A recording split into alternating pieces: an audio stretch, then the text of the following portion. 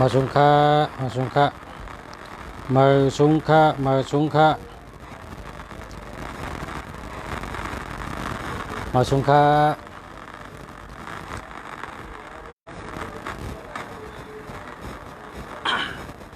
ยินะมาสุงค่ามาสุงค่า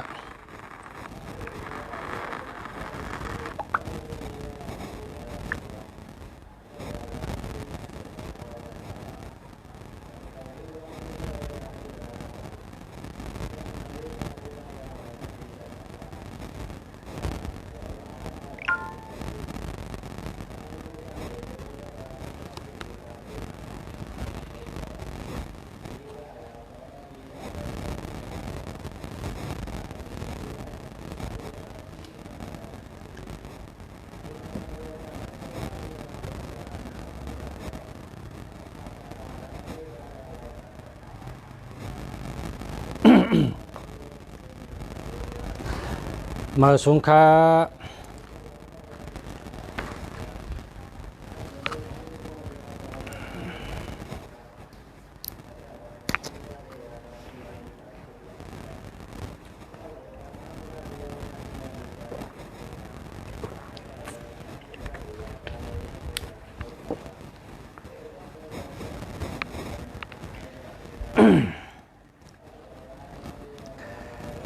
มาสุงค่ามาสุงพ่อแม่พี่น้องเฮา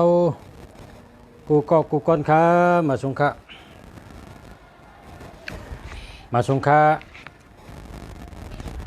รายการเฉาเมืองหลีเกียงใหม่ค่ะรายการเขาในเป็นรายการปันตั้งหู้รายการเฉาเมืองหลีในเป็นรายการปันตั้งหู้เอาตั้งหู้มายืนปันถึงเฮิรนเอาตั้งหู้มายืนปันถึงตัวกูก็กูก้นค่ะประวัติถ่อมเย้าก่อเฮ็ดจอมปดถ่อมเย้าปดไรเย็นก่อเฮ็ดจอมไรหลีกูก็ค่ะอยู่ลีกินหวานกูก็กูก้นค่ะอเมื่อในข้อที่หนึ่งแต่เอาป้ายอยู่ลีป้ายอยู่ลีอันรัดเมื่อในลองอันปดตื่นมาหากินกำเดียวนะครับพอตื่นมาในตั้งน้ำไม่เลือดพอน้ำไม่เหลือได้ในเอาถอกใส่แล้วก็แก้วเอาหมักพามาบีบใส่4 ลูกเหี่ยวก็กินน้ำหมักพาอุ่นๆกันเนาะพอเหตุไหนยอกาตั้งเป็นนั่นมันมาถึงตัวไรนะมันตื่นเป็นเฮาพ่อแม่พี่น้องผู้ถ่อมยี่น้องเขาอยู่ลีกินหวานกัดเย็นช้ำสาอายุยืนยาวกูก็กูก้นนั่นค่ะ อันนี้เป็นข้อที่หนึ่งค่ะข้อที่สองเพราะว่าตื่นมาเอาน้ำไม่เลือดใส่แล้วก็แก้วเอาน้ำพึ่งใส่1 โจ้เหี่ยวก็ค้นให้กินอันนี้ก็ เป็นอียาอายุวัฒนะค่ะนั่นก็ไรเป็นลีแทงเมียวหนึ่งนะข้อที่สองข้อที่สามในเพราะว่าพ่อแม่พี่น้องเขาเป็นต้องแก้นอ่ำหายต้องเจ็บอ่ำหายต้องเจ็บก็หายต้องแก้นก็หายเป็นขี้ออกเลือดเพราะว่าพาเราเป็นขี้ออกเลือดเพราะไหนจึงเฮ็ดจังไหนคะไล่อียามันกว่าคุดเอายาต่อยหู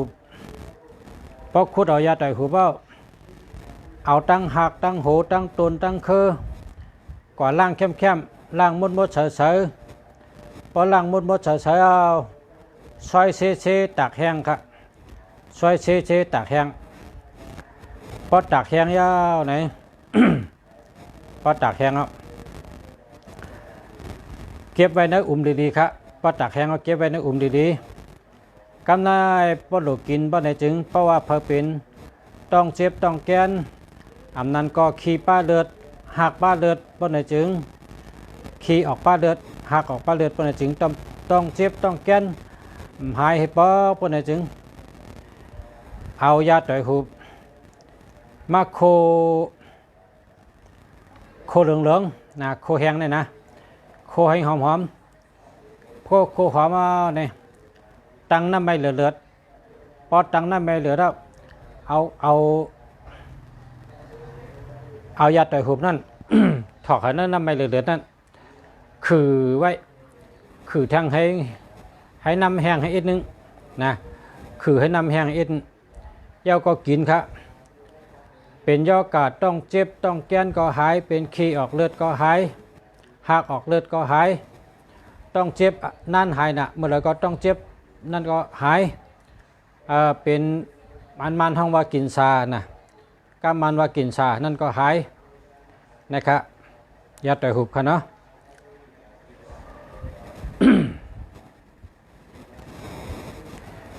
กำในชามข้อที่4ครับข้อที่4ยา ยาตาแรงครับเพราะว่าก็เลยเผลอตาโมน้ำตาออกแห้งตาโอนน้ำตาออกง่ายตาพังตาโมตาหันดีปนในจึงอันในซ้ำก็คุดเอายาโหโจมค่ะเนาะคุดเอายาโหโจมเพราะคุดเอายาโหโจมว่าเหตุกรรมหนึ่งนะยาโหโจมอันว่านั่นเป็นหืออันว่านั่นถามคนเท่าเขาได้เป็นหุจักเบิ่งยาวๆเขียวๆเพราะคุดโหงได้เป็นผมไว้นั่นเป็นห้องยาโหโจมเพราะเป็นป้องยาเพกขี้หนูนั่นก็เป็นใส่ค่ะนะกูปอกได้เพราะเป็นป้องยาเพกขี้หนูได้เป็นมาซื้อทั้งลายคาบมีปังหลงมีค่ะยาโหโจมเอายาโหโจมนะ ยาก็หักคาอันเป็นมุงเฮินนั่นเอาคูดเอาหักคาเหตุกรรมหนึ่งล่างเข้มลามโดยน้ำหนักมันเปลี่ยนกันยาโหโจมและตั้งหักคาเพราะว่าบอกโดยเปลี่ยนกันนะเนี่ยล่างเข้มเอามาต้มก็เดียวค่ะต้มเลือดให้น้ำแห้งให้ครึ่งกันนะพอน้ำแห้งให้ครึ่งกินกูวันนะกินแตนน้ำยอกะตาโมตาออกน้ำตาโตตาพังหายกำเดียวค่ะ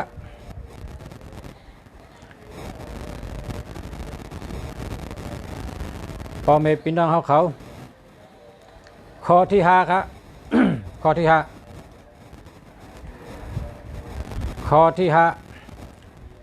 เพราะว่าเผาเป็นเสลือกเลือดนะเพราะเผาเป็นเสลือกเลือดขี้ออกเลือดเสลือกกลแม่นจะได้เอาเปลือกมาอื่นได้ปอกเอาเปลือกหลายๆยาวก็ขึ้นแปนเฮ็ดจังหนังอิดนะเอาอิดอ่อนนี่ไงเอาเปลือกออกตั้งนอกแล้วก็บีบเอามือเนี่ยบีบให้เป็นน้ำเปลือกนั่นเปลือกมาอื่นนั่นให้เป็นน้ำขึ้นเอาเปลือกออกตั้งนอกเฮียวก็เอาใส่ไว้ที่หุกขี้นั่นครับเอาใส่ไว้จากนั้นอันนี้ยอกะหายยอกะเฉลิกเลือดเฉลิกแม่นหายกำในเพราะว่าหยาบหนาเฮ็ดหยาบหนาหามาอื่นก็มีปะไหนอยากกินซะโดยไรกินมิ้นค่ะพอเต็มนอนกินมิ้น1 จ้อค่ะพอเต็มนอนในนอกมิ้นให้กิน1 คำ 1 จ้อค่ะนะพอเต็มนอนกินคำ1 จ้อค่ะกินนอกน้ำให้กินนอกน้ำหมุนน้ำไม่ให้กินค่ะนะพอเฉลิกเลือดอันนี้ก็หายกำในพอมีแมงต้องพอมีแมงตึกนะแมงต้องแมงตึกโกมตึกแพบนะพอมีจังนั้นซ้ำเป็นเฉลิกพอขี่ออกมาป้าตึกป้าพอขี่ออกมาป้าตึกป้าแมงออกมานั่น อันนั้นจำอยากกินมันสวักษามัดหนึ่งปกมหาดมัดหนึ่งกะสวักษาได้ก็ซื้อตีล้านไปอีกเซค่ะปกมหาดได้ก็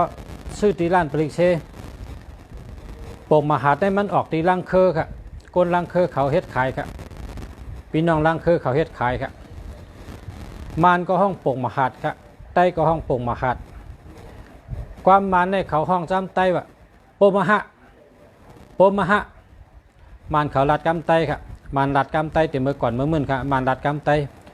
เขาขาในเป็นเจ้าอิยาพอเท่าเขาก็เป็นเจ้าอิยาเขาขาในเ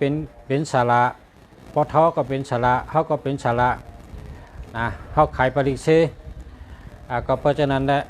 มานในลัดกำไตมือกูปอกในมานลัดกำไตนะเพราะเขามาชื่อยาปริเชในเขาลัดกำไตปมหัดเขาว่าปมหัดเขาก็ว่าปมหะปมหะปมหะเขาก็คัดใจรัดเขาปกมหาดในกำไตเป็นเฮ็ดก้นลังเคยเฮ็ดขายปกมหาดในมัดหนึ่งก็สวักษาก็มัดหนึ่ง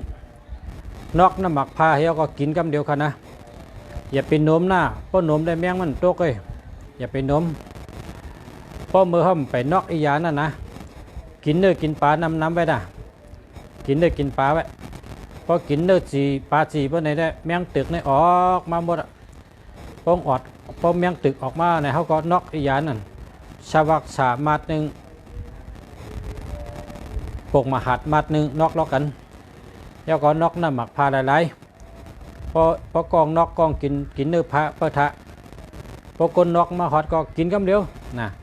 อันในตกปลาหงพอมีแมงต้องเนี่ยนะพอเผยมีแมงต้องแมงเฉลิกเนี่ยตกปลาหงหายก็แล้วก็นั่นครับเขาข้าเป็นเจ้าอิยามาแต่มือก็เรียกนะเกิดใหญ่มาเนื้อเจ้าอิยาครับใหญ่มาจอมเจ้าอิยาครับฉลาก็ใจป้องอิยาขายก็ใจขายปริเซก็ใจครับฉลาก็ใจครับ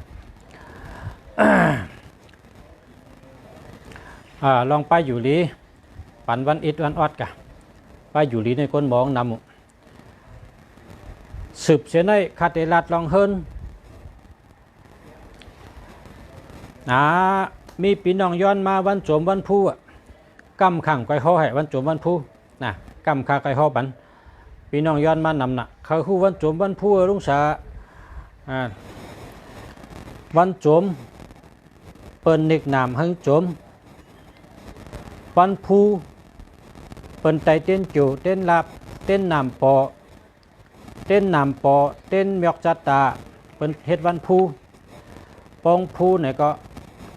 ชื่อเสียงเขาเตะหลังชื่อเสียงเขาเตะดื้อหลัง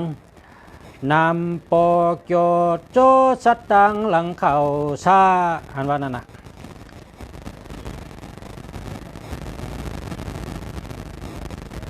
ย้อนถามเบอร์โทรจ่องดีค่ะน่ะอาโลเบอร์โทรในลุงเสียก็ใครลาดใกล้กะเมื่อไกลคาเลยประกาศไว้คาเตลาดองเฮิรนค่ะเบอร์โทรเหล่าเมืองสูเนี่ยจึงเหล่าเมืองสูลาดให้กันเป็นย้อนถามมันก็ลาดให้กองกันนะ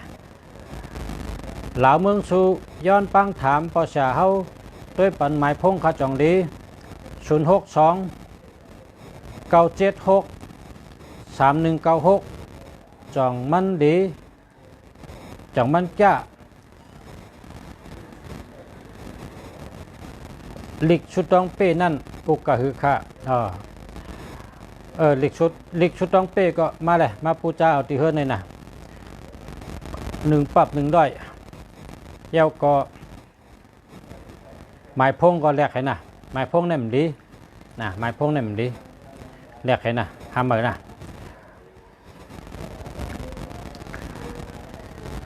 พ่อแม่พี่น้องเขาไว้สติลีถอมลีถอมป้าสตินะถอมป้าสติพอถอมป้าสติในไรปีญาพอถอมหูซ้ายออกหูขวาเข้าขาเกิดเป็นไตลุงเสียเมืองดีเกิดเป็นไตหักเจอจัดไตเหตุการเจอจัดไต ลาดเนพี่น้องใต้คัดใจลาดอยู่เพราะว่าพอมีพี่น้องเขาขำเฮ็ดจอมปะไหนเนอะมันเหมือนจังหนังสูเจ้าเป็นหนาวสูเจ้าเป็นวัดเพราะสูเจ้าเป็นหนาวเพราะสูเจ้าเป็นวัดซ้ำกว่าเซคันกว่าคลินิกเพราะกะไรยามาซ้ำกินนะกว่าไรยามาก็คือก็กินกว่าลายมาลายก็ยาอะไรมาก็มาเปียดในจอกให้มันกินพอเฮ็ดจังนั้นได้ยอกาก็มันหายยอกามหายพอไรยามาหรือกินตัวกินตัว3 วัน 7 วันเนี่ยเลือดชูยาย้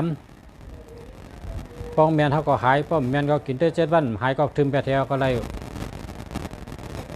ถอมปิญญาที่ลุงเสียลาดก็ถอมป้าปิญญารอถอมเอาก็มือเฮ็ดจอมนะถอมเอาก็มือเกะอย่าไปถอมหลายถอมเอาก็เฮ็ดจอมลุงเสียลาดลองเฮิรนชูเจ้าเจนจ้าได้ดูเมืองเข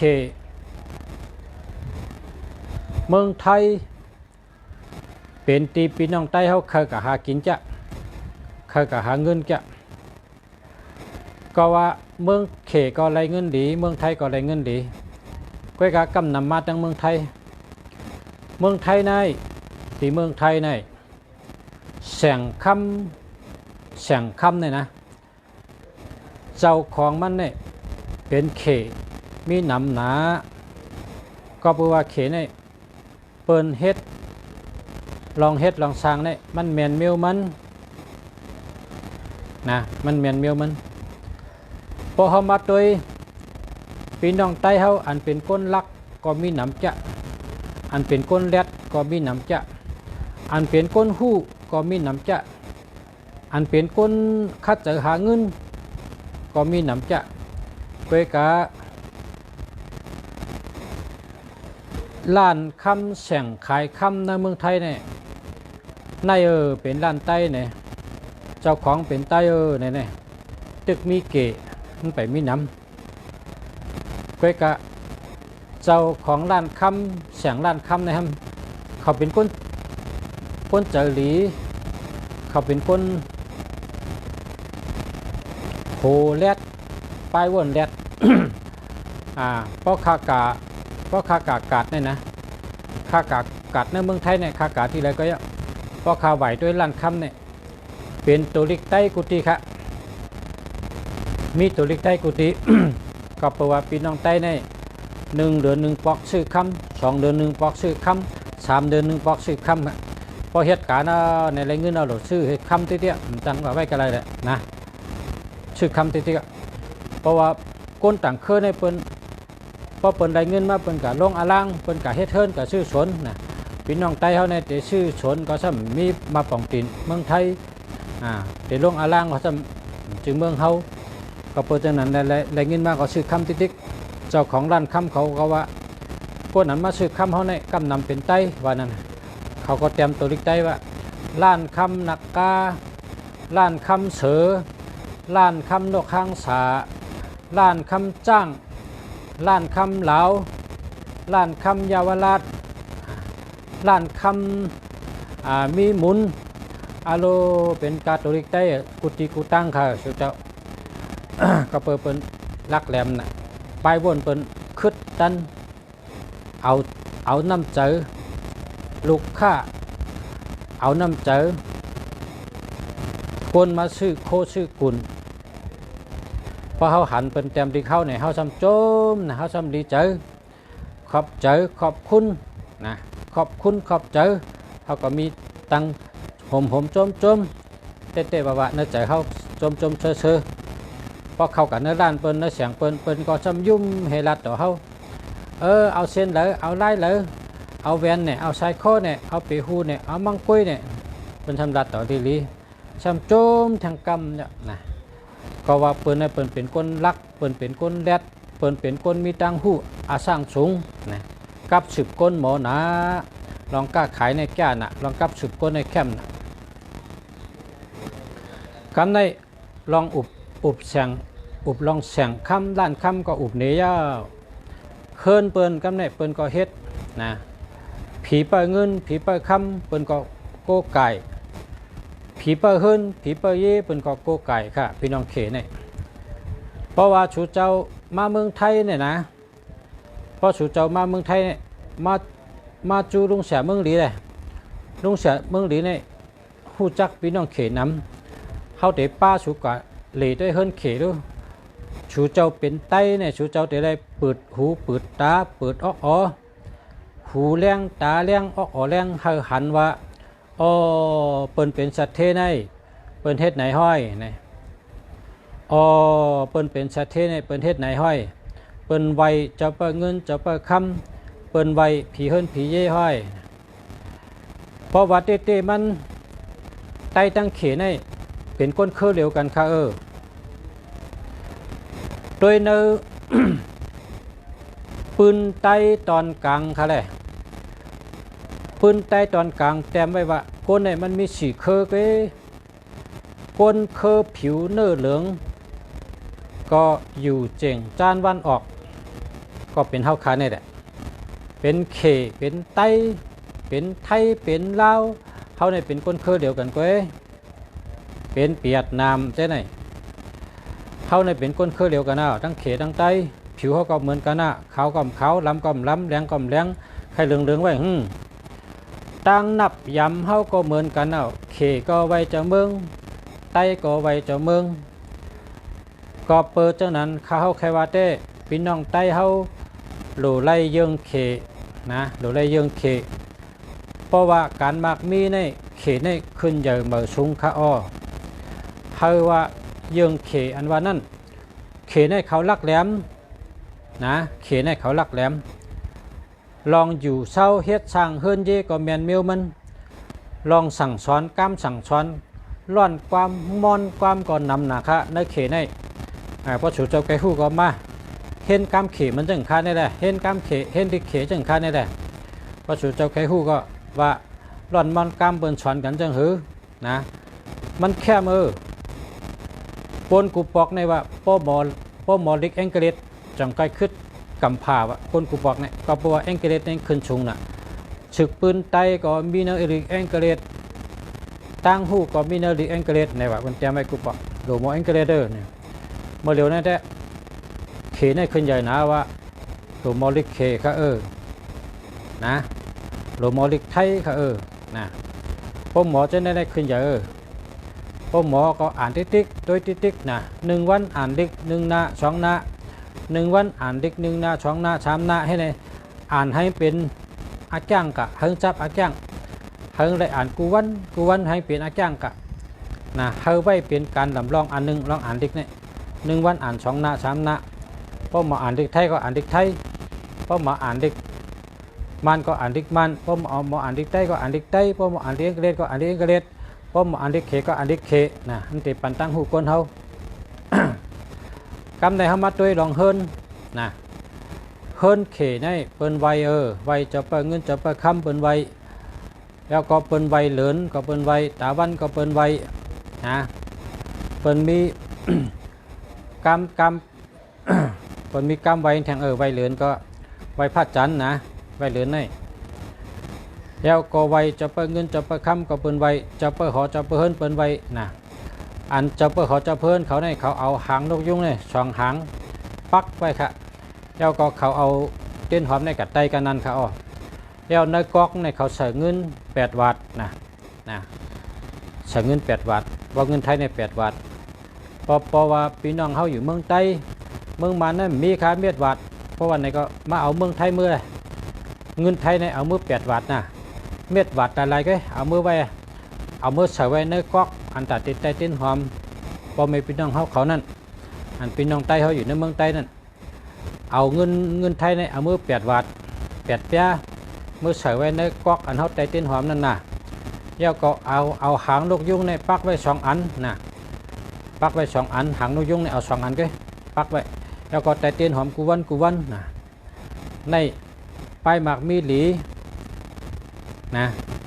แล้วก็ไว้จะเปิดเงินจะเปิดคำไว้ผีหอผีเฮิรน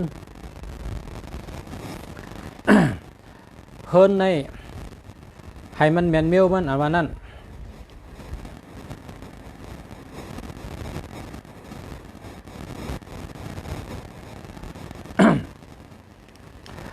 หนึ่งพักตูงโดยได้ผุยเข้าเยาก็พักตูในโดยได้มีขอบตินมันนะมีปีน้องใต้ก็มาในเป็นคนยิงเหวลาดว่า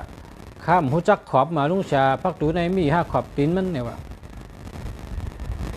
ขอบตินมันมี5เนี่ยมันว่าปีนั่งอยู่เมืองเลยใครอยู่เมืองไทยยามยืน5ขอบตินพักตูยามยืนปนนั้นก็กัดถามปีน้องไทยวันนี้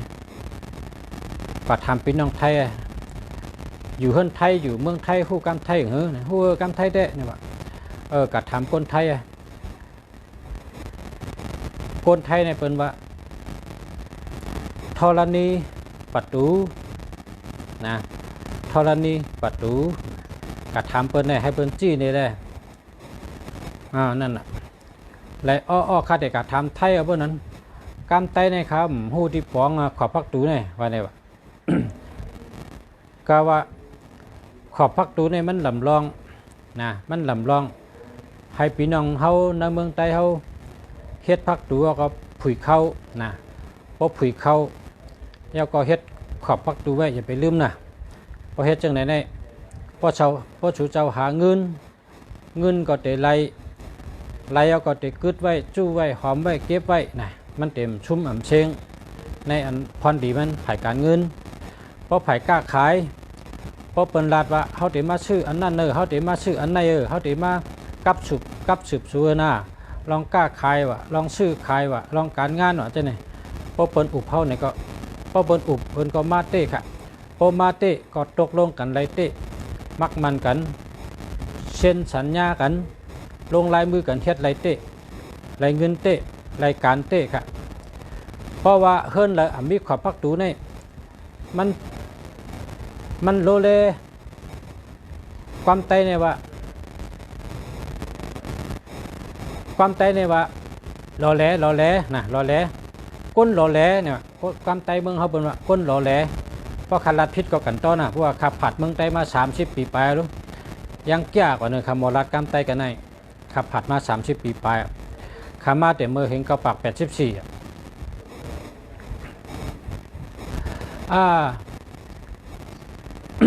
เพราะชูเจ้าถ่อมคันรัดนี่ก็สติเหตุถ่อมนะเพราะมังกำนี่เป็นกำไตอันคัดยำเจอกันเมื่อเดี๋ยวในเป็นเจอกำไตจังเหือนวางเขาก็กันโตอันตั้งเนาะโกงกับถ่อมหยับนะก็กันโตเจนใจถ่อมกันแล้วจำกันตีป่องพักตูในหรือได้ผุยเข้านะพวกผุยเข้าในแมนเมียวมันอยู่ดีกินหวานเงินได้หลีการมักมีหลีพักตูหรือได้มีขอบตินเพราะว่าพักตูมีขอบตินเนี่ยพอไหลเงินมาก็เก็บไหลจู้ไหลหอมไหลเงินห่มหายลูกชุ่มเฮมโหนะพอเปิ้นรัดต่อเฮาเนี่ยก็เปิ้นรัดเตะนะพอเปิ้นมาเตะมาเนี่ยก็เปิ้นมาเตะพอมาอุบกันลองกล้าลองขายลองซื้อลองขายเนี่ยก็เปิ้นก็ซื้อเตะขายเตะนะเปิ้นกระลอกกระแลกป้อมมีขอบพักตูเนี่ยเป็นก้นกระลอกกระแลกนะก้นกระลอกกระแลกกระเล่งกระเลลาดเมียวเฮ็ดเมียวเมื่อว่าบา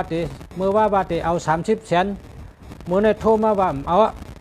เมื่อว่าบาติมาเมื่อในว่าเปลี่ยนมาเมื่อว่าลาดเมียวเมื่อในลาดเมียวนั่นน่ะยาก้นกระลอกกระแลกปีนหายลาดเจ้า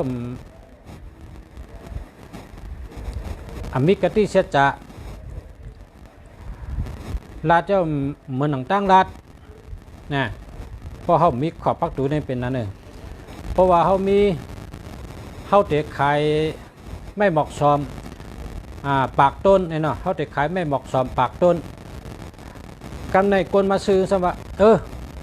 สั่งมาเลยค่าเตะเอาปากต้นในเมียนเงิน3 แสนนะปากต้นในเมียนเงิน3 แสนนะค่าเตะปันไว้30,000วันนี้สั่งมาเลยค่าเตะเอาอุบกันเต้ๆว่ามันก็ปันไว้จะล้ำ30,000ให้มือกว่ากำในเขาซ้ำใจใหญ่เขาชื่อมาเอาเงินเขาจ่ายพอแทงเดือน2 เดือนโทรมาก็โทรมากันในโป้งพออยู่ๆมันก็โทรมาว่าฮัลโหลกันต้อนะอันค่าได้อุบไว้ว่าค่าเตะไม่เหมาะสมมาขายนั่นน่ะอันค่าเตะชื่อไม่เหมาะสมปีนั่งกับผูกนั่นน่ะข้ามเอาเมื่อเดี๋ยวนี้ข้ามีปัญหาจังไหน ข้ามีปริศนาจังไหนข้ามเป็นเอาหน้าต้องปานหน้ากันโต้หน้าปอกได้มั่งก็อุบกันแทงนอปอกได้มั่งขึ้นกักขายจอกกันแทงนอเนี่ยปินปกปินหายลาดย่อมเฮ็ดจอมมือลัดได้ลัดเต้ลัดว่าพบปนกับ2-3บ้านต้องกำมีชัดจะมีเชดจะนะวาจาเชดจะนะวาจาอันวางตั้งลัดตั้งลัดเชดจะอันวันนั้นมีเชดจะตั้งลัดอันวันนั้นวาจาชัดจะกรรมไทยเป็นวันนั้นวาจาชัดจะวาจาเชดจะความลัดเนี่ยนะกรรมไทยว่าเชดจะความลัดเพราะลัดแล้วชบเลยว่าผ้าไรมักนะเชดจะความลัดเนี่ยหรืออะไรมีพอเขามีขอบพักตูในเปิ้นขืนเขาเหมือนนั้นอ่ะเมื่อว่าอุบเตอุบว่าเพราะเมื่อพวกมือฮื้อมังปีนผลไปละนะปีนพินเป็นเจ้านั้นแปดแท้นั่นน่ะเราได้ชอบใส่ขอบพักตูค่ะนะขอบพักตูจะได้ใส่ค่ะนะพักตูตั้งนางเฮาหู้ใหญ่พักตูตั้งหลังเฮาหู้เล็กนะก็เพื่อว่าแต่ได้เข้าน้ำออกเกะนะอาทิตย์เป่งเข้าน้ำออกเกะพักตูตั้งหน้าเราได้มีขอบพักตูตั้งหลังในเพราะว่าออกกับเนื้อสวนเนื้อเฮือกไรในก็เราได้มีขอบหนังเก่าใกล้กาป้องกับตึก2ไพ่มันเป็นจังกลางเลยแทงได้ขอบมีก็อะไรอยู่นั่นแต่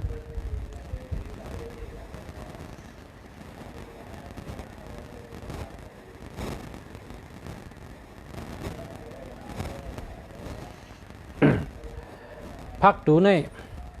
1เฮิรนในหางมี2หูว่าเป็นเฮิรนอยู่นะมีหูหน้าหูหลังและเพราะว่าเฮากว่าเลยมากว่าเหตุการณ์มากกล้าขายมากกว่าหาเงินมากกว่าซื้อเข้าซื้อพักมากกว่าหาเงินหาคำมากกว่าเหลี่ยมากปะไหนพอเฮาลูกตั้งดอกมาเนี่ยเข้าพักตูโดงติ๊กๆนะอย่าไปเข้าพักตูอ่อนเพราะเผลอเข้าพักตูอ่อนเนี่ยลาบสูนั้นปิกเป็ดกำเดียวมันหนังว่าแต่ได้เงินแสนไหนมันก็เลยปากแกเพราะแต่ได้เงินล้านมันก็เลยหมื่นแกนะมันได้นำไปละเพราะว่าชูกับเข้าหู้เล็กพักตูหู้เล็กนั่นเป็นตาออกพักตูหู้ใหญ่นั่นเป็นตาเข้านะเพราะว่าเฮิรนคันในซัมมี่เป็นพักตูนำหนาแต่ได้เหือลุงเสียเนี่ยเฮ็ดตินมันสูงเพราะตินสูงก็เปิ้นห้องพักตัวนะเปิ้นห้องพักตัวเอาตินสูงกังตินขึ้นนะเพื่อนั้นก็แก่แล้วกล้วยกาเพราะเป็นแสงขายนะเพราะเป็นร้านขายแสงขายตั้งขายแต่ปัดแตงมีหลายหูพักตูมีหลายหู1 นำ 1ดีอันนั้นเปิ้นว่าหังพักตูมีหอบกูขายก็ได้กล้วยกาอย่าไปลืมขอบพักตูละนะขอบพักตูเนี่ยอย่าไปลืมละขอบตั้งตีนเนี่ยเดี๋ยวเลยมีนะเดี๋ยวเลยมีเฮ็ดทางใดเดี๋ยวเลยมีในร้านตั้งขายในเสียงตั้งขายแห้งเดี๋ยวเลยมีล่ะเพราะว่าในพอถามมาจังไหนก็ความตอบมันก็เปื่อว่าพอกนเข้ามาในเสียงเฮานั่นพอกนเข้ามาในร้านเฮานั่นมันแต่ได้ชื่อโคเฮาเหมียวจังก้อยออกกะพอเฮาพอเฮามีตีนพัดตูเนี่ยมาตัวเหกว่ามายิบเหกว่ามาถามเหกว่าให้เนี่ยคำชื่อที่ร้านเฮาซ้ำกับชื่อร้านเปิ้นให้ไหนอาทิตย์เป่งเป็นเช่นนั้นพอวางมีตีนพัดตูไปไหนได้ปองมาเสียงเฮาปองมาร้านเฮาเนี่ยมันตันชื่อเมียวชื่อ3-4เมียวเมื่อเต๋จ้างมาเละกำชื่อเมียวให้ไหนเพราะตันชื่อปากมันชื่อเฮงตันชื่อเฮงชื่อหมื่นเพราะวางมีขอบตีนพักตูในอาทิตย์เป่งปังว่าจังนั้นนะพอไม่เป็นน้องเขาขอบพักตูอะไรมีเตะนะอะไรมีเตะพอไม่เป็นน้องเขาตั้งแต่ในการในเขาเสียคู่เมืองดีเป็นลูกหลานชูเจ้าเป็นคนเมืองใต้ค่ะเอาตั้งหู้มายินบันชูเจ้าถึงเฮิรนถึงเย่เฮาชูเจ้าถอมเอากับเมฮังกวย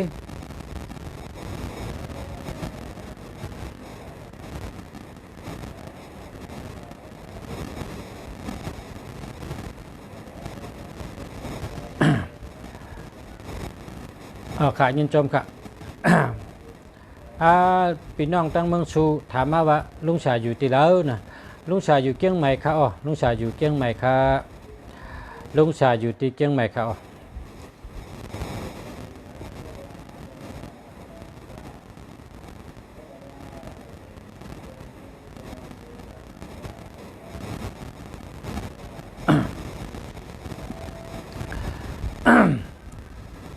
พักดูผุยเข้า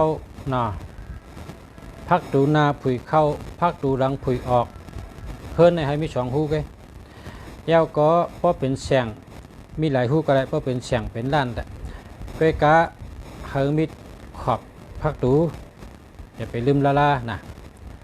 ป้องมีขอบในเพราะเปิ้นเข้ามาเปิ้นชื่อติ๊กๆก็ตานชื่อนำเอาชื่อเกนะเปิ้นมักขืนเพราะชื่อกะเปิ้นขืนขึ้นเฮาเปิ้นชื่อกว่าเขาชื่อกว่าเปิ้นมักขืนเฮานะขอบพักดูผู้พักดูกำในซ้ำลำลองแทงเมียวนึงลำลองเต้ๆหาในพ่อแม่พี่น้องเขาลำลองเต้ๆ1พักดู2ทางภายนะทางภายในเพราะว่าเคลื่อนเท่าไหวตั้งออกนี่เนาะอุปมามันเพราะว่าเคลื่อนพาเลยไหวกาตั้งออกเนาะกำนำพี่น้องไต้ป่องใจว่าเคลื่อนในไหวตั้งออกนี่เนาะเพราะว่านาเคลื่อนไหวตั้งออกเมื่อในจึงพักดูทางภายเตะไล่ไหวตั้งห้องตั้งจานหน้าเองก็ค่ะไหวไล่2ภายก็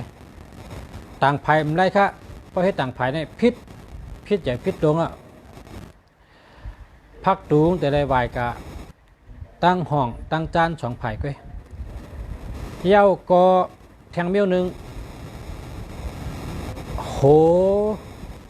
หทางอันเท่านังภายนั่นโหทางอันเท่านังภายนั่นเตะได้ขวางเหมือนตั้งพักตูนั่นค่ะนะเพราะพักตูทางภายไหวกะตั้งเลยเพราะในจึงโหนังภายนั่นก็เตะได้ไหวกะตั้งนั่นค่ะอ๋อนะเตะได้ไหวกะตั้งนั่นเพราะว่าโหนังภายนั่นไหวออกเฮิรนเพราะในจึงเปลี่ยนเฮิรนเงินโหเพราะอะไรมาเสียงขึ้นเพราะอะไรมาเสียงขึ้นเพราะอะไรมาเสียงขึ้นนะเพราะไหวออกพิษเลยเพราะไหวเข้าซ้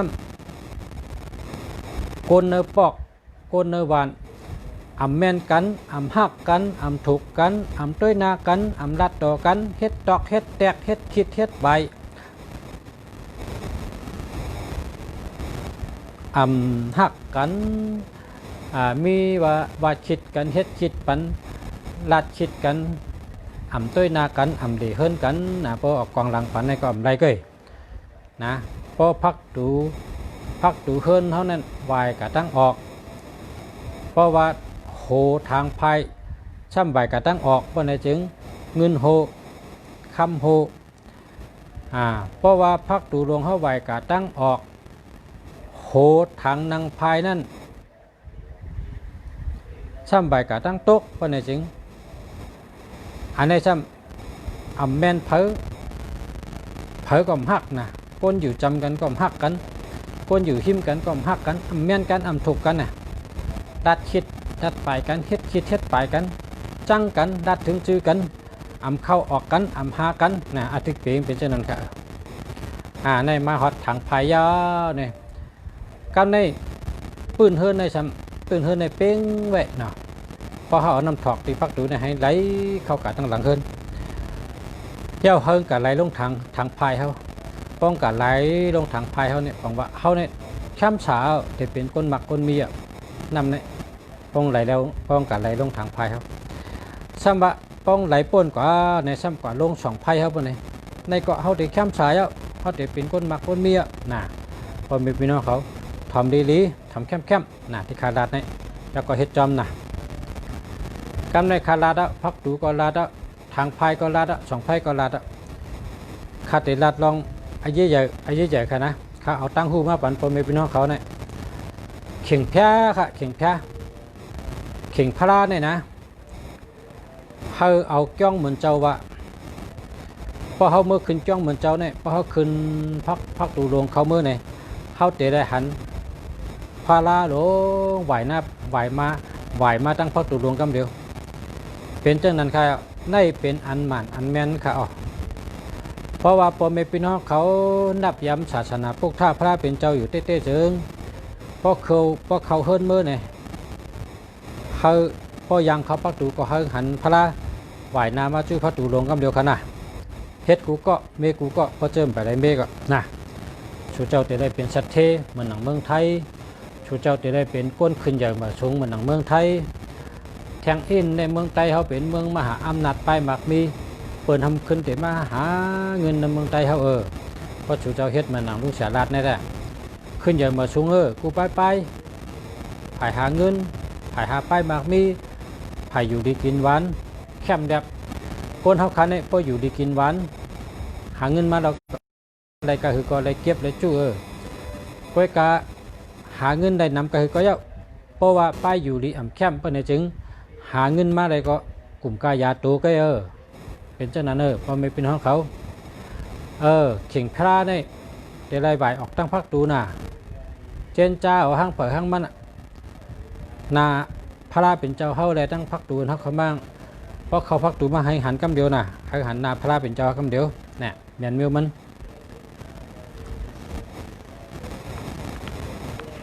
ย้อนข้างกินน้ำให้กัน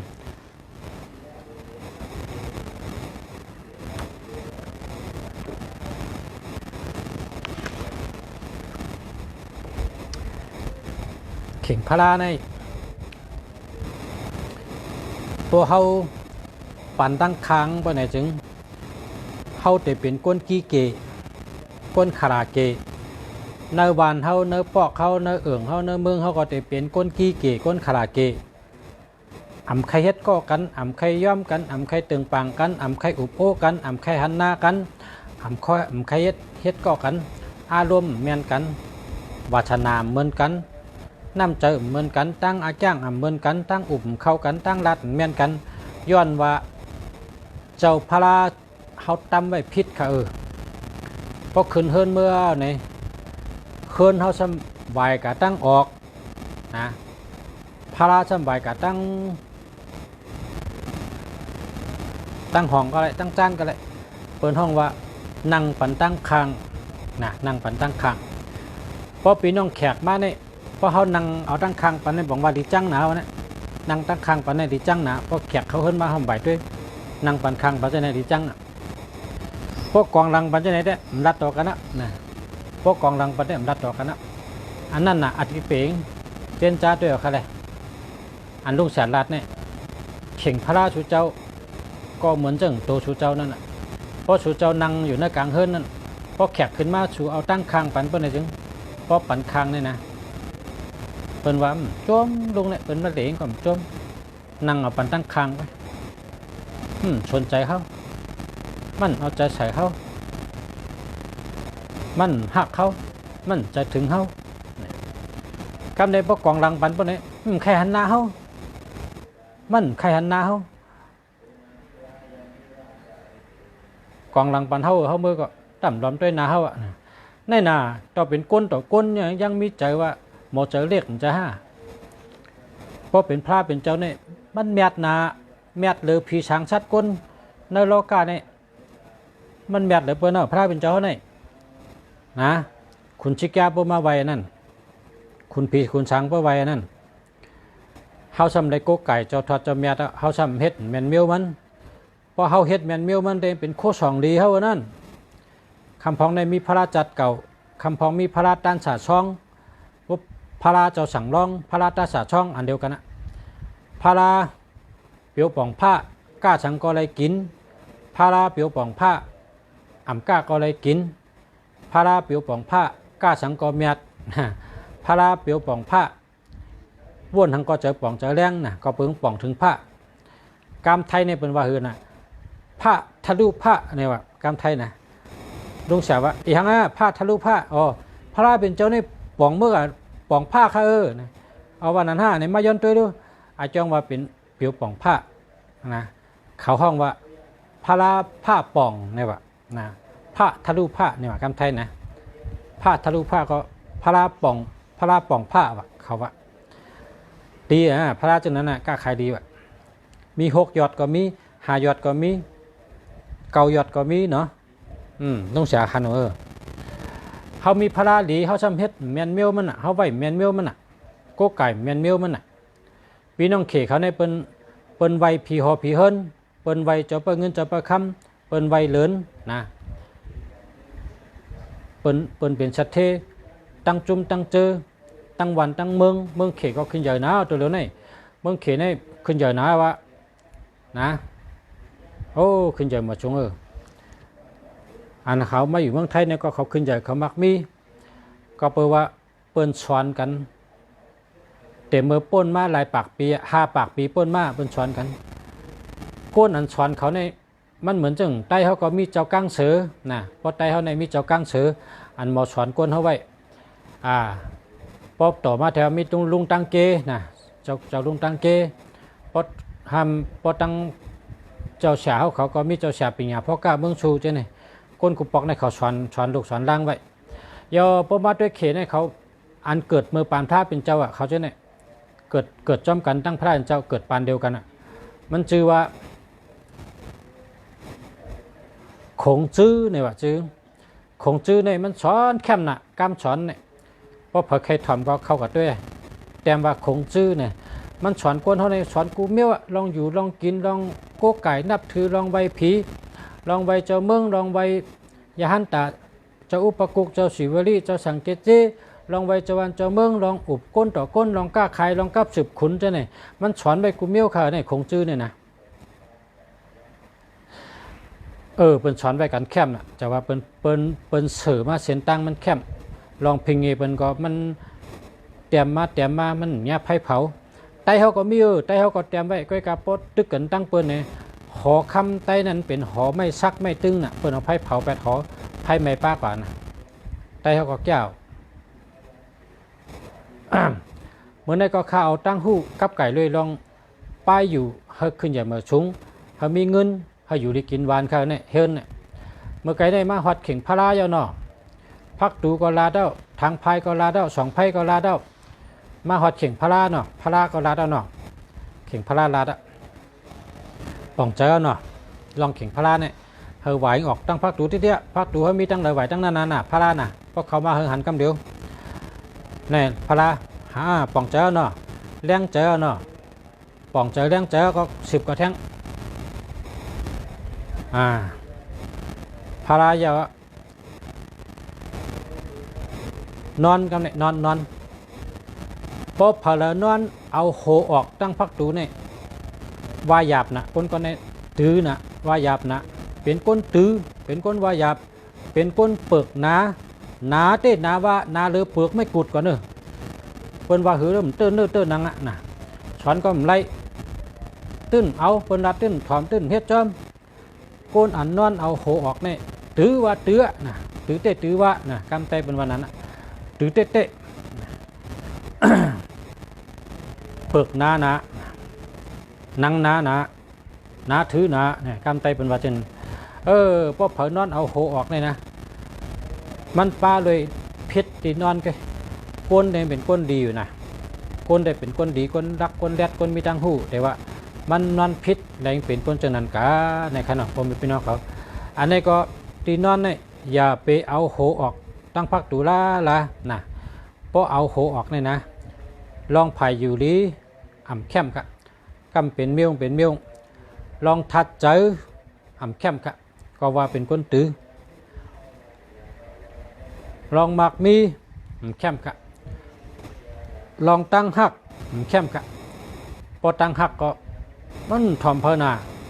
มีเมก็หักเมมีเมก็หักเมมีพี่น้องก็หักพี่น้องมีเผอก็มันหักนะคนจะไหนนั่นหักเผอก็วางนอนพิษการในพ่อซ้ำนอนเอาตีนออกว่าในซ้ำอันในซ้ำอาสักปอดนะเจียวตายนะยาก็เป็นยอกะเมียวเพราะกะยาห้องยาได้แค่นเพราะมาเฮิร์นทำเปลี่ยนขึ้นนะอันนี้ก็อย่าไปนอนออกล่านะเอาตีนออกให้มันไรอย่าไปเอาตีนออกพักตุลานอนอย่าไปเอาตีนออก นอนอย่าไปเอาโหออกลาๆนะผมไม่เป็นห้องเขา กำในแทงนอนให้เมียนมิวมันนะนอนให้เมียนมิวมันโกนใจนอนไผ่ขวาเมยิงนอนไผ่ใช่พอเฮาลูกที่พักดูเขาเฮิรนพานั่นพอเฮาลูกตังนอกเขาเฮิรนเฮามานั่นเข้ามานั่นไผ่ขวามือนั่นเป็นตาที่นอนโกนใจหมดอ่ะนะพอเฮาลูกตังนอกพักดูเขามาพอไผ่ใช่มือเนี่ยเป็นตาที่นอนโกนยิงหมดอ่ะนะดองไว้นะ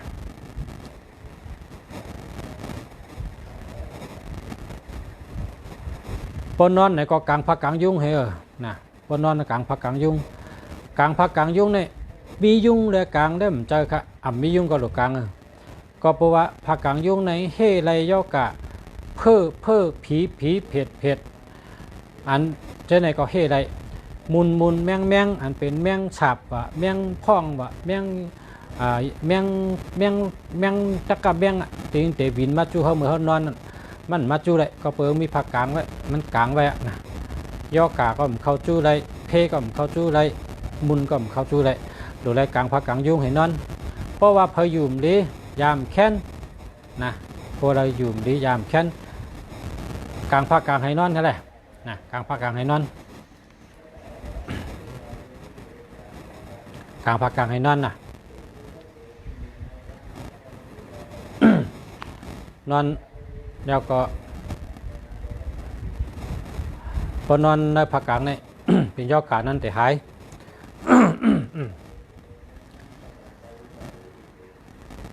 หลายมิ้วนำหนาวอยู่ข้างในนะนำหนาวเนาะต่างคำไกรัดทั้งเนาะ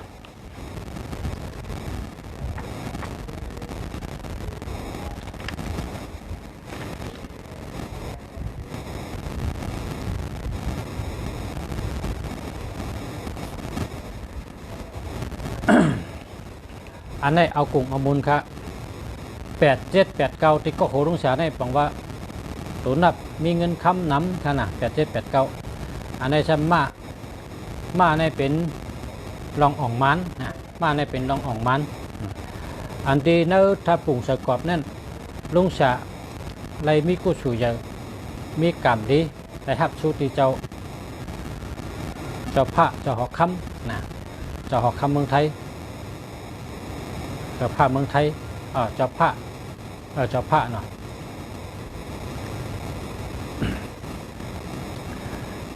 ในเอากงเอามุนนะเป็นรองดีห่มดีจมเตะมินดีจอมค่ะกำได้เตะอุบลองอันปอไม่พี่น้องถามมาว่าปอโหลดไตเต้นนำปอโหลดไตเต้นมยกอยู่จัตตาปอโหลดไตเต้นนำปอโหลดไตเต้นมยกกำมยกอยู่จัตตาในคาใครไตวันผู้ถ้าชื่อเสียงหลังชื่อเสียงดีชื่อเสียงดื้อหลังลุงเสียว่าเนี่ยเขาย้อนมาถามไว้ขนาดลุงเสียได้ลาดอ่ะวันโจมวันผู้น่ะพอวันโจมนิกนำเปิ้นให้โจมพอวันผู้มยกให้ผู้มยกอยู่จัตตามยกกำจัตตาไตเต้นนำปอไตเต้นลาบไตเต้นมยกผู้สู่กรรมน่ะต้องไว้เลินเสียงซอกแก่ผู้เลินกำเลินเสียงวันศุกร์ผู้เลินกำวันพุธผู้เลิน3วันศุกร์ผู้เลิน4วันศุกร์ผู้เลิน5วันศุกร์วันจันทร์ผู้เลิน6วันติดผู้เลิน5เลิน6เลิน7เลิน7วันพุธผู้เลิน8วันพัดผู้เลิน9วันศุกร์ผู้เลิน10วันเสาร์ผู้เลิน11วันพัดผู้เลิน12วันจันทร์ผู้ในเลินผู้กำในเลินโจมเลินเสียงวันอังคารโจมเลินกำวันติดโจมเลิน3วันจันทร์โจมเลิน4วันอังคารโจมเลิน5วันพุธโจมเลิน6วันศุกร์โจมเลิน7วันติดโจมเลิน8วันเสาร์โจมเลิน9วันอังคารโจมเลิน10วันศุกร์โจมเลิน11วันศุกร์โจมเลิน12วันศุกร์โจม ป้องโจมก็เฮ็ดให้โจมดินนั่นนิกนามเปิ้นมันโจมเพราะวันผู้เมียกเกี่ยวจัตตาเฮินนามปอเกี่ยวจอสตังดีนะชื่อเสียงดีชื่อเสียงหลังในเฮ็ดวันผู้เต้นโจเต้นลาบเต้นเมตตาเต้นนามปอในวันผู้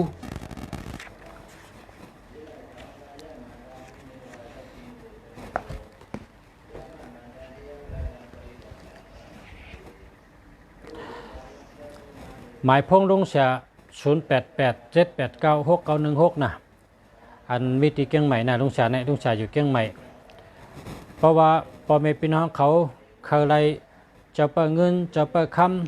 ำเคยไรจะอุปกุเคยไรเจ้าศิวลีเคยไรเจ้าสังเกตเจชะเทต่อโจจะอุปกุเป้เพเจ้าศิวลีลาบลีนะเพราะเผื่อเคยไรอันนุสาวามาเนี่ยเจ้าอุปกุเจ้าศิวลีเจ้าสังเกตเจยาวก็เจ้าเปิดเงินเจ้าเปิดคำยาวก็หลักพ้อยจูบปักแปดยาวก็ลิกชุดต้องเป้นะเตะรัดลองลิกชุดต้องเป้เหมือนในก็เลยข่าวลีลิกชุดต้องเป้เนี่ยปอเ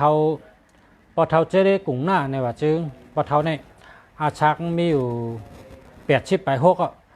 อยู่ดีแข็งแรงเมื่อในเลยหบกันตั้งลุงเสียให้อาชัก80 ไปก็แต่เลยจำ90มันรัดว่าลิกชุดต้องเป้เนี่ยหลูได้หลูกูก็เนี่ยว่าหลูได้หลูกูก็เมื่อกูปอกเนี่ยนะมันจะรัดว่า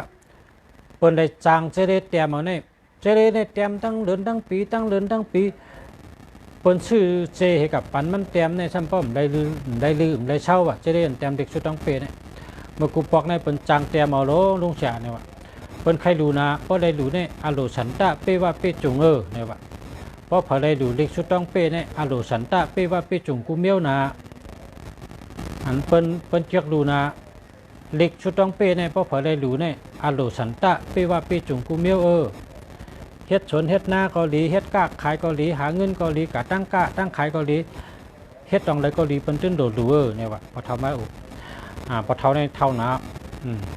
มันเป็นคนจัดที่เมืองปั่นไปกลางเป็นเจเล่ลงเจเล่ฮอลิกข้าว่าพอเท่าเป็นแนวจำเสริมมันตาละพอเท่าเนี่ยอ้าวตาดีนะได้เสริมมันเนี่ยว่าตาเนี่ยดีนะอาชัก80 ไป6ฮอลิกเนี่ยได้เสริมมันกันไม่หลีลุงเสียเจ้าของดัดว่าเล็กชดต้องเป้เนี่ยรูเพอรูมันว่ะรูกูก็รูอย่าไปเฉยโฮมเพอว่ะก็ว่าเพราะเขาเฉยชุดต้องเป้โฮมเปิ้ลเนี่ยมันดีว่ะกำมาเพราะเขามันดีเฉยโฮมกัน2 ก้อกันเล็กชุดต้องเป้เนี่ยก็เลยรูก็นั่นใดกัน1 ก้อ 1 จ่อง1 ก้อ 1 จ่องแล้วก็เพราะกะจ้องเพราะเหลือนบนเนี่ยเอากับขึ้นจ้องเห็นเพราะเอาขึ้นจ้องเอาขึ้นเอามาขึ้นเอามาห้อยไว้ที่หัวนอนเขาไงเพราะเขามีที่ห้อยก็ห้อยเพราะเขามีที่ห้อยเขาก็ไว้ที่เขียงแค่เขาเนี่ยว่าพอเท่าว่าเปิ้นหลูกูก็เนี่ยว่าดิชุดต้องเป้เนี่ยไว้การเมื่อก่อนนี่เลยเตรียมมาโลเนี่ยว่าเลยจังเตรียมมาเนี่ยว่าเจเลนเตรียมตั้งได้เรือเนี่ยว่ามีคนคลายใครหลูหนามือเนี่ยคำในลุงฉาว่าลุงฉาเอามาเมืองปั่นลุงฉามาป้อเป็นคอมพิวเตอร์ว่ะป้อเป็นตัวคอมพิวเตอร์ลุงฉาป้อจากเอาตัวเดียวเนี่ยป้อไว้เอาหาเหงไว้กับขายเชิงกับเอาหาเหงนะปีนี้ป้อทางหาเหงพอเท่าว่าเนี่ยพอเท่าเดี๋ยวมือให้2 ปากเนี่ยว่าพอเท่าก็เอามือ2 ปากนะเอามือ2 ปากแต่พอเท่าไว้นะเดี๋ยวมือป้องห่อลิกกระเหลิงเดี๋ยวกับกันนะแต่2 ปากเมื่อไกลในช่างก้นวานเขาก็มันทำว่าก็ชื่อมาเลยมิติลุงสระมึงดีเกี้ยงใหม่มันทำกับโทรทัศน์เจเดทั้งกองเจเดก็นั้นทำเอาทั้งปากนะเมื่อในเลยขาย3 ปากคนมาซื้อกันเนี่ยนะเลยว่าลิกชุดต้องเป้เนี่ยลีเตะๆเนี่ยครับว่าจะว่าเจเดหลงเขาว่านะเจเดฮอลิกเขาว่าอโลโหลกูก็เปิดอ่ำได้หลูได้อโลสันตะเป้ว่าเป้จงนั้นมันมีเนี่ยว่าเพราะเขาเลยหลูในเขาเตะอโลสันตะเป้ว่าเป้จงเฮ็ดหน้าเฮ็ดสวนก็ชุดต้องให้เลยขอนได้เงาเฮ็ดสวนเฮ็ดหน้าให้เลยเข้าได้น้ำผูกหมอกผูกแตงก็ให้หมักให้ห้องกล้าขายก็ให้เมียดพวกไก่ที่เฮิรนก็ให้โผเมหักกันให้อยู่ดีกินหวานให้ในชุดต้องเป๋อพ่อหมอชุดต้องของก็เลยนั่นเอาอยู่ต่างโหยชุดต้องเนี่ยในกำปะเทาลัดเนี่ยทับปุ๋งก็เขาป้อไว้เพราะผักแค่หันก็มาตุย พอเท่าในอาชัก80 ไป 6นี่หมันตาก็ไม่ได้ใช้นะฮอลิกเนี่ยนะตึกมันเป็นเจได้ฮอลิกนะ ว่าพวกเป็นกุปอกเนี่ยเป็นกินจังเต็มดิกหลวงเนี่ย6 หลังกะ12 หลังกะเนี่ยมันจะเอา 3,000 ว่ากาเต็มเนี่ยลิก 3,000 เงินไทยเนี่ยนะเมื่อวันนั้นกินจังเต็มเลยแต่เมื่อพวกเป็นเมื่อจูเป็นใครพวกเป็นใครหลุดใครต้านดิกเนี่ยกาเต็มหลายๆพอไม่เป็นห้องเขากูก็กูก้นนะมาทำรายการนุ่งเสียก็ย้อนเอามือเสิร์ฟเป็นพรดีทั้งเพิงมันนะพอเคลื่อนเผอไปแม่นในก็มือเกเหพอตีนอนเผอไปแม่นในก็มือเกเหพอเข่งพระเผอไปแม่นในก็มือเกเหพอพักตูเผอไปแม่นมือเกเหพอทางพายลงไปแม่นมือเกพอสองไพ่ไปแม่นมือเกเหน่ะลุงเสียเมืองหลีเนี่ยเอาตั้งหู้หลีมายืนปันพ่อแม่พี่น้องเขาอยากเฮาชูเจ้าได้อยู่ดีกินหวานเฮาชูเจ้าอยู่ดีกินหวานเฮ็ดกันขึ้นใหญ่มาสูงเฮามีเงินมีคำอายุยืนยาวกูก็กูก้นนั่นน่ะลุงเสียชุดต้องเช่นนั้นเลยพอชูได้กะชูก็เอาเจอน่ะเอาเจอแล้วนะสลาเขาก็รัดจังเนี้ยรัดเป็นเปิ้นน้ำน่ะเลยก็สูงเลยก็สูงเอารัดมันเตี้ยๆเนี่ยว่าพอเขาเฮ็ดแมนมิวมันเคินเดี๋ยวเฮ็ดแมนมิวมันเคินนั่นเราจะเป็นคนอยู่ดีกินหวานมียอดกะตั้งเป็นแล้วก็มีเงินมีคำพบพร้อมกันเฮ็ดตั้งวันตั้งนาเพื่อนก็ตั้งวันตั้งนาเนี่ยเป็นคนอันใดอยู่ดีกินหวานอยู่ดีกินหวานอายุยืนยาวมียอดกะแล้วก็หาเงินหาคำก็เลยเก็บเลยหอมเลยจู้เลยหอมเป็นคนมีปลายหมักมีแคมปลายอยู่ดีแคมลองตั้งหัก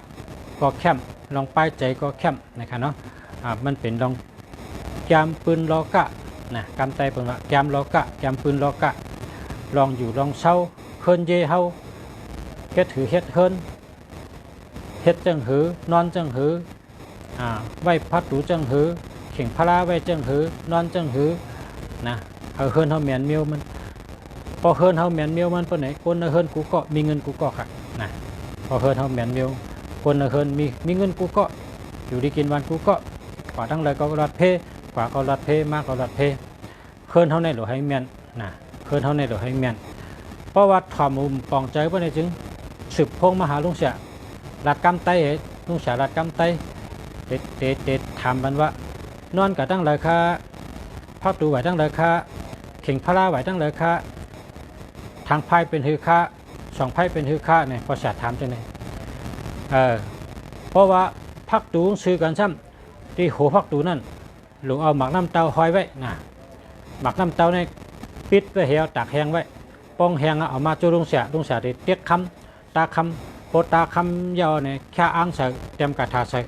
ยาวปันชูเจ้ามือห้อยไว้ที่พักดูขึ้นห้อยไว้ที่หัวพักดูนะให้มีกูฮู้หัวพักดูเท่านั้นห้อยหมักน้ำเต้าไว้นะห้อยหมักน้ำเต้าไว้หัวพักดูกำในอ้างอันเป็นติดหัวพักดูนะอ้างเสือเผือกเงือกกลางลายอันนี้ก็ลุงเสียมีแวะอ้างติดพักดูอ้างเสือเผือกเงือกกลางลายนะอ้างติดพักดูก็มีนะที่พักดูนั่นเสือกับแล้วในก็มีเสือกับหลาบเสือกับแล้วในก็มีอันนี้มันแปดหน้ามันกองเสือกับแล้วในก็มีเพราะว่าโลไลเสื้อว่าอันแกในก็ซ้ำมิวเพราะว่าอำโลซื้อในแกทั้งกุ้ยในก็ซ้ำหนึ่งแค่นดีแกทั้งกุ้ยเฮ็ดทั้งกุ้ยหนึ่งแค่นแคมหนึ่งแค่นแก่นะเพราะเป็นได้เฮ็ดทั้งกุ้ยเอาน้ำกัดเจ้าเก่าเฮ็ดทั้งกุ้ยเปิ้นเฮ็ดมาไรเฮาก็เฮ็ดไรเปิ้นเป็นก้นเฮาเป็นก้นเปิ้นเฮ็ดไรเฮาเฮ็ดไรเปิ้นมักมีเฮาก็หลบมักมีเปิ้นเป็นสัตว์เทเฮาก็หลบเป็นสัตว์เทถัดเจอเฮาตั้งยังอ่านเฮาตั้งมุงมองเฮาแห้งตูแห้งเจอเฮาแก่นแข็งสืบยางก็ตั้งนาเฮามันโปล่มเฮาลูกกำเหลียวอย่าไปกึดอยู่กันพอเฮาลือพอหายเฮาสืบไปขอให้ฮอติงเฮ็ดสังเฮ็ดเตะเฮ็ดสังเฮ็ดติ๊กอย่ากึดอย่าลืออย่าป้อ เอาอาสักว่านั่นนะเพราะอาสักไปเชียงเฮ็ดติ๊กเฮ็ดติ๊กลองอ่องเป้นั่นเป็นของชูเซากูก็ค่ะอยู่ตาคีเล็กค่ะแต่ชื่อตีเล็กค่ะพออยู่ตาคีเล็กเตชงบันค่ะมิกช่วยค่ะตาคีเล็กมีนำค่ะอ๋อ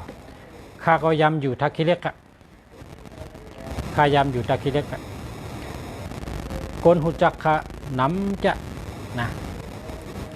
ขาดอยู่ไว้ตาคีเล็กนะบอกว่าข้าก็ยำอยู่ตาคีเล็กนะข้ายำอยู่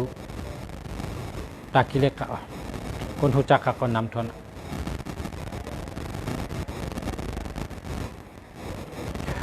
มาสูงกังคำค่ะปอชาไล่เจอรายการปอชาเตะยินจมค่ะปันแห้งเจอจังไหนเนี่ยปอชาเต็นหนุ่มขึ้นมาทาง10 ปีนะพอใกล้ยุ่มพอเจอเกี่ยวตัวหนุ่มนะว่ากำเป็นว่าเจอเกี่ยวตัวหนุ่มนะใกล้ยุ่มใกล้โขเนื้อจักยาวลาเนื้อกำผาเฮาใน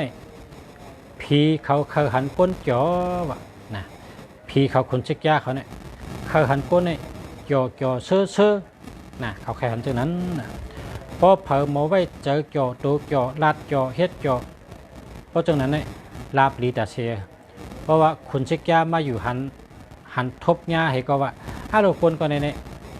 จ่อตาเสตั้งลาดก็จ่อตั้งเฮ็ดก็จ่อทัดใจก็จ่อยุ่มตาเสยุ่มอยู่ตาเสนะก็เลยแหละมีตั้งจ่อเจอเสื้อเจอแห้งตัวแห้งใจเตรียมทนไปในลาบดีตาเสกเพราะว่าพอเลยเงาจุนมึงจังนั้นปนก็ในอ่ำจืนอ่ำปังอ่ำช่างอ่ำเชื่อว่นชังก่อมปองเฮ็ดชังก่อมอ่องเพราะว่าเฮ็ดชังก็เฮิงอ่องว่นชังก็เฮิงปองเพราะไหนจึงหลูเลยมีตั้งเนิงมันตั้งเขอแห้งเจอทัดเจอไปเจอเฮอมันเหมือนหนังไพ่ลูกคุณหุ่นนั่นค่ะลุงชาติรัตในสูโคสองอันนั้นหอยเนี่ยพอหอยมนเหมือนจังลุงชาเนี่ยอันนี้เปิดหังว่าถัดคำนะปองมนเนี่ยเป็นถัดคำปองแหลมเป็นถัดไพ่นะปองแหลมเป็นถัดไพ่เพราะว่าก็เลยถัดไพ่เก๋อะไรข้าในนึกไหนข้าในเทืองนะข้าในนะข้าในเลือดข้าในตุงอ่ะมันเด็ดเช่าไอ้พ่อชาพ่อถามตัวไหนจังลุงชาเตในน้ำเธอกินถัดไพ่เธอช่องถัดไพ่นะกินถัดไพ่ในหังค่ะกินหมักพิษปลอมกินหมักพิษกินผักมีหอกินผักมีแหลงกินอันเป็นถัดไม้กูเมียวค่ะนะซึ่งไหนแห้งถัดไผ่ในตู้น้ำมาเยานะพอแห้งในตู้ในถัดไผ่น้ำเอาในอันเป็นหอยข้อในก็เอาอันแหลมหอยน่ะพาราอันเปิ้นเฮ็ดมาแหลมนั่นเพราะเป็นพาราแหลมนั่นเป็นถัดไผ่อันลุงเสียในเปิ้นห้องว่าถัดคำประวังมนปองมนเนี่ยเป็นถัดคำนะมนเนี่ยเป็นถัดคำเพราะเป็นสีเจงเป็นถัดไม้นะเพราะเป็นสีเจงเป็นถัดไม้อีชังก็มนก็มนสีเจงก็เป็นซาฮึดเป็นถัดลิ้นครับ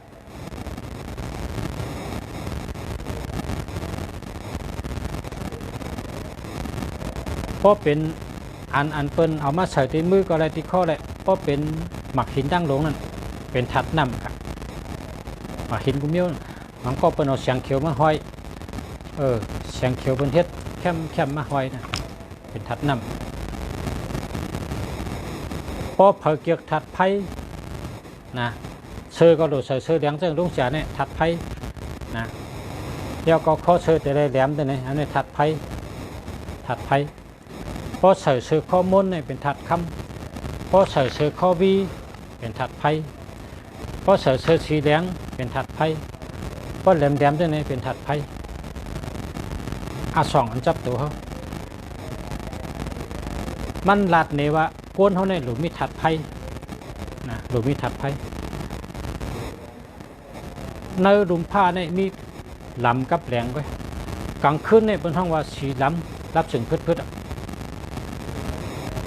กลางวันเนี่ยเป็นห้องว่าสีขาวระหว่างแรงทั้งหมดพอตัวเขาเนี่ยนึกนะเขาหลุดนุ่งถัดไพ่นุ่งเสื้อสีแหลงตื้อมาโหแหลงเค้นโหแหลงเป็นถัดไพ่หอยก็หอยอันแหลมให้แหลมหอยมันจึงพาราอันแหลมน่ะพาราหางแหลมพาราตาสาซอง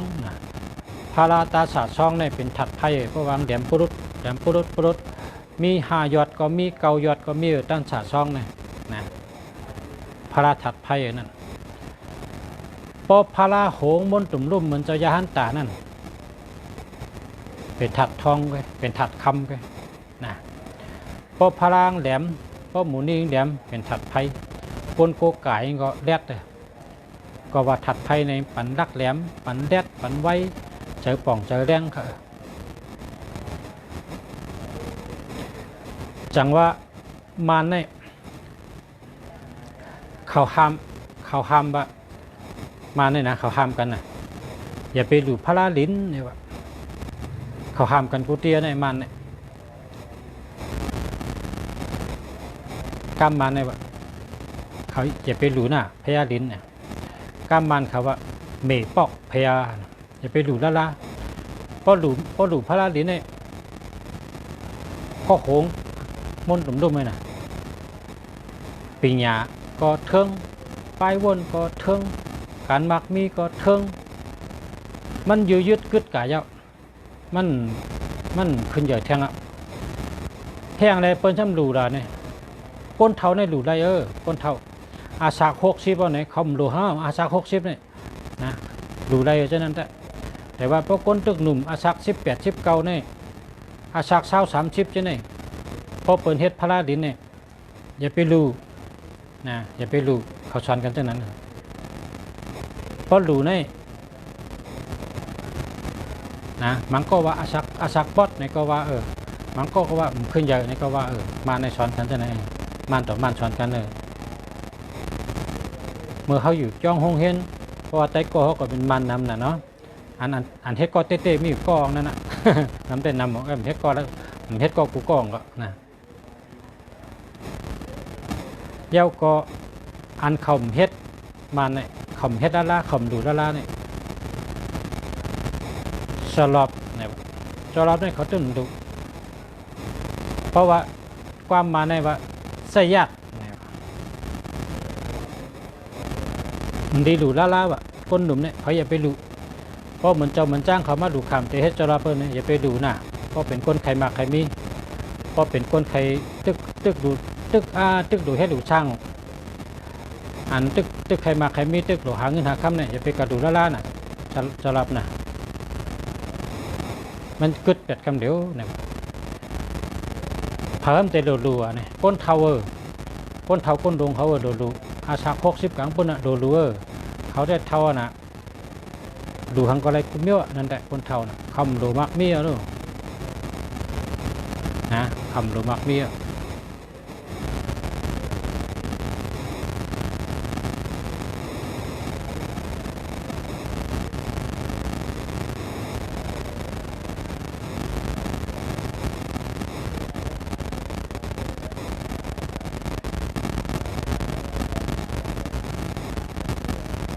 เสียง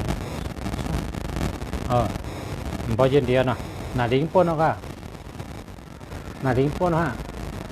ค่ะนาลิงป้นค่ะมันเสียงเหมือนเขาค่ะมาสงค่ะพอไม่เป็นน้องเขาหลัดเป็นตั้งหูเนาะ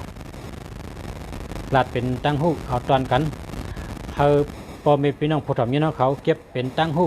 เอากัดช้อนกันเอากัดเจอตื้อกันอะไรเฮิร์นก็เฮอร์เมียนมิวมันไปหมักมีเฮอร์เมียนมิวมันไปอยู่ดีเฮอร์เมียนมิวมันอะไรอยู่ดีกินหวานกันกูก็ค่ะเฮอขึ้นอย่ามาชงกูก็ค่ะ เฮาอยู่ดีกินวันเหตุการณ์ขึ้นใหญ่มาสูงเฮาอยู่ดีมีเงินเฮาขึ้นใหญ่เฮอเฮิงเฮาขึ้นใหญ่เฮอเฮิงเฮาขึ้นใหญ่เฮอเฮิงกูก็กูคนค่ะเสียงได้ยินนะครับเอาค่ะเสียงมันได้ยินนะมันก็นะมาสูงค่ะกันได้กันเมื่อพบกันทางใบครับข้าวยำเต็มครับมาสูงค่ะ